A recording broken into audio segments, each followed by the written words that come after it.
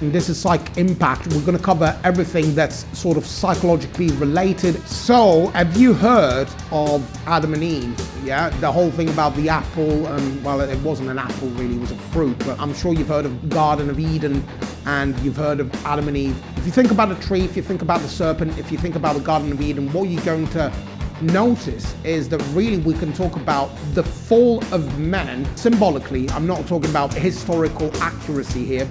Really resulted from this original, we call it the original sin. It's the original test, really, if you will. Let's say that Eve is being tempted by the serpent. The serpent says, eat this bloody fruit because it looks good and juicy. And Eve is actually a little bit unsure. And who does she go to? Well, she goes to Adam, who's obviously symbolically the first man.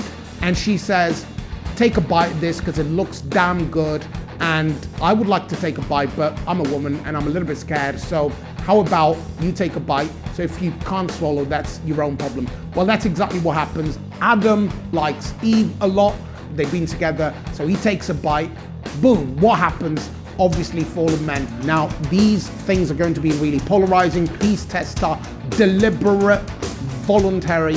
These tests are basically a defense mechanism that is aimed at shaking your ground, or the very ground that you're kind of standing on. And the reason she does that is because she's reactive to your presence. She enjoys your presence and she feels threatened by your presence. In order to re-establish a sense of self-control and self-worth, what she's going to do, she's going to shake your ground and she's going to test you. Use strategies, psychological strategies, to create doubt. Now, a lot of people out there will talk about push and pull, and some of these dynamics are fundamentally true, but what you don't know about is what's underlying these dynamics. In this channel, as you know, we're going to talk about anything that makes an impact psychologically. Very, very few people out there are going to tell you how to use certain strategies and techniques. And for the most part, what you're going to find out there is that people are going to tell you how to protect yourself. Actually, I'm going to teach you a bit of an offensive stance, meaning that you are actually going to be able to action these techniques to use them at your leisure. Now, we're going to focus specifically on a couple of things because otherwise we're going to be staying here until Armageddon. So we're going to break this down. The concept that we will talk about today is something called conditioning. Now, conditioning is something that's really, really well known in the field of psychology. Things like, for example, I'm talking right now and I'm sitting here and I'm kind of modulating the way I speak. If I want to sound a bit more serious, maybe I can sound like this. And if I want to sound a bit more impactful, my vocal tone is going to raise and I'm going to bring it up as I speak. Now, all of these things within a framework of communication, they're going to be rewarding or punishing for the other person.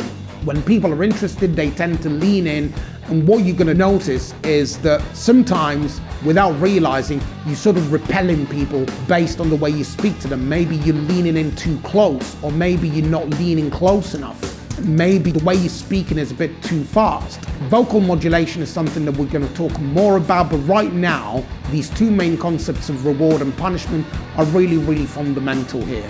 You need to become aware that every time you are communicating with somebody, there's going to be an alternation. A lot of the times it's unconscious, but there is going to be an alternation of reward and punishment. We're going to use techniques and strategies to really trigger the emotional mind. If I can trigger you emotionally, you're going to be reactive, which means that I can essentially use a bunch of strategies and techniques to get you to do what I like, as opposed to get you to do what you do like. I just want to use certain metaphors because actually they facilitate learning. To be quite frank with you, I'm going to give you topics that most other people, most other creators don't even know about. But now, thank you very much for watching. Like and subscribe because this will really help me. Share the video, do what you need to do, post it to your social media. This is dynamite stuff that nobody else talks about. So thank you very much for watching. I'll catch you soon.